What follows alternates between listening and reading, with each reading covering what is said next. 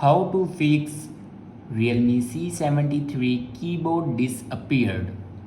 So let's start the video. First of all, open settings.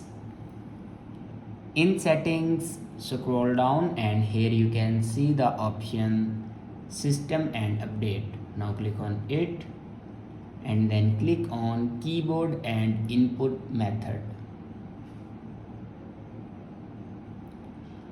Now on top you can see the option current keyboard. Now click on it.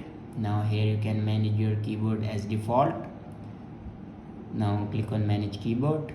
Now here also you can manage your keyboard. After that, go back to the main page of your settings and click on backup and reset. Now click on reset phone and here you can see the option reset all settings. Now click on reset all settings.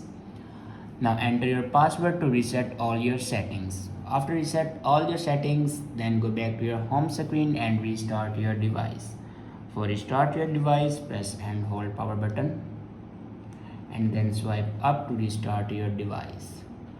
After doing these steps, your problem will be fixed. I hope this video is helpful for you. Thanks for watching.